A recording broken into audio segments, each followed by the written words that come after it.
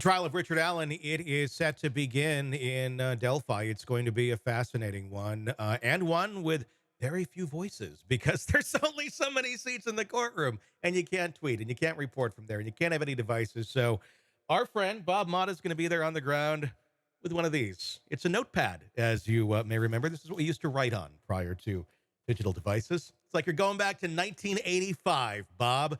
But you're going to be there on the ground. What are you expecting as we get into this case? Chaos. I think it's gonna be absolute chaos. I mean, there's going to be a huge amount of people trying to get into that courthouse, and it is going to be I'm sad because she's not allowing it to be streamed because it's gonna be a trial for the ages. It's really it's a true whodunit, and it's going to be hard fought by both sides.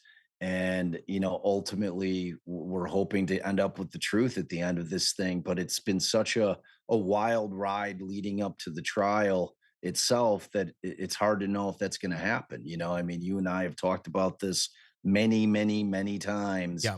and it's just been like a pre-trial procedural case unlike any that I've ever seen. And I've been a part of crazy cases leading up to trial that were high publicity, but man, this thing was next level. And I mean, even now they're like leading up to trial Hmm. next week. They're filing motions in limine. They're firing them out.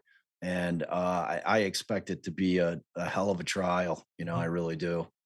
Let's talk about some of what's been going on here in the days leading up to it. I want to hear about those motions in a second, but I want to talk about Todd Click and his arrest. Todd Click, one of the original officers on this case, one of the first ones to talk about the Odinism, to talk about, hey, there might be something going on over here, guys. One of the few to actually do that. And right before the trial, and right before he's supposed to be one of their star witnesses, he's arrested and he's charged with crimes that have nothing to do with this case, largely paperwork type crimes, falsifying information in his role as a DCS family case manager. Basically, if you're to read the tea leaves, this seems like they're trying to discredit him right before the trial. So, what is he's falsifying stuff over there. Why would we believe anything that this man has to say?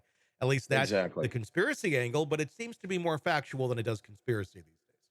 Yeah, no, I think it appears that he was in fact slacking. I mean, this basically boils down to a guy who was longtime cop who had taken a position over at DCS, which according to people that I've spoken with, is a pretty decent job. Hmm. It's not like it was a throwaway job, but he just wasn't feeling it. Now this happens. He took that job after his involvement in the Delphi investigation. So, there was that period of time for 2017 until the time that Greg Ferenczi, who was one of the other officers that was investigating the Odinist angle and these other individuals, was shot and killed in front of a federal building. Hmm. Many have speculated that that could be involved with this case somehow. Who Yeah. knows? It's hard to say that it wasn't. It's hard to say that it was. I don't know enough about it. But the timing is interesting here, and really kind of when the report came in that he had failed to actually do interviews that he was claiming that he had done in terms of going out to the house to do interviews where there had been reports that had been lodged against either parents or complaints that were made. And he's got to go out to the house and he's got to see with his own eyes and talk to the participants and the family members to see what's going on out there. That actually, we have multiple witnesses saying, I've never seen this guy. He never came out here.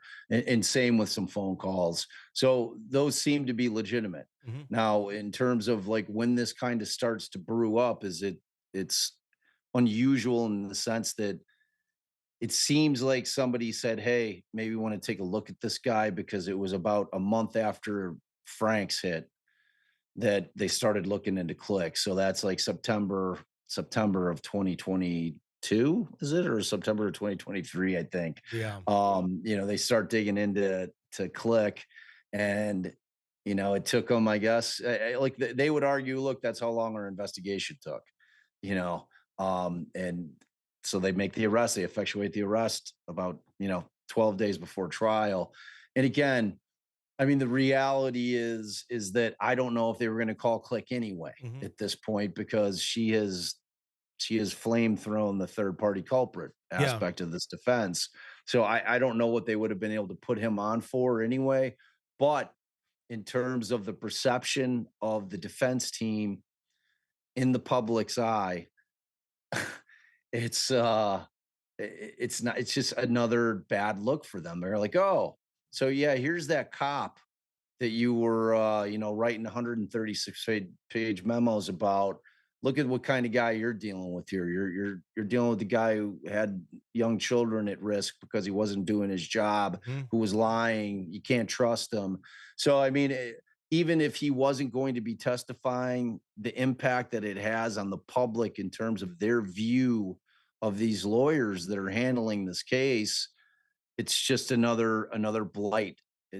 Whether real or not, the perception from the general public who doesn't know any better in terms of what's going on in terms of defending that case, from the outside looking in, it makes them look bad. Yeah. So, which is always a move.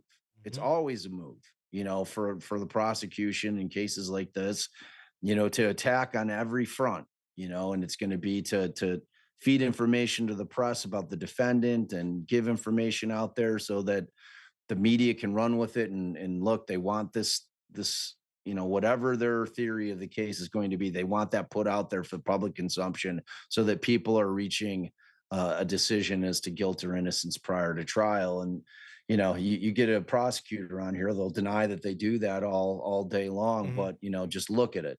Yeah, if you have any common sense, you know what's going on with that. And it's no different when they're going after the attorneys in a high profile case. Yeah. So anything that's going to put them in a light or cast a light on them that makes them less than stellar in Hmm. terms of like who they're relying on for their witnesses and their theory is always going to be helpful to the state. So Yeah. whether or not Click is going to test or Click was going to testify or not really doesn't matter in terms of how much coverage did this seemingly collateral case that has nothing to do with Delphi in and of itself, how much coverage did that get up in Allen County, Indiana, where Hmm. they're selecting the jury? Was that on the news, on every news station? Was it in the press? Was it in the paper every day for a week? And did all those potential jurors read about it?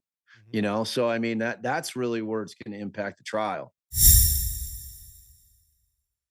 Hey, thanks for checking out the video. Be sure to follow us wherever you download podcasts, and especially Apple Podcasts, where you can get advanced episode and premium content on our premium channel right there. Also, be sure to follow us on social media so you don't miss any breaking updates on the stories that matter to you most. We're on TikTok, X, Instagram, Facebook. Just search Hidden Killers Podcast with Tony Bruschi, and you'll find us right there. Again, thanks for watching.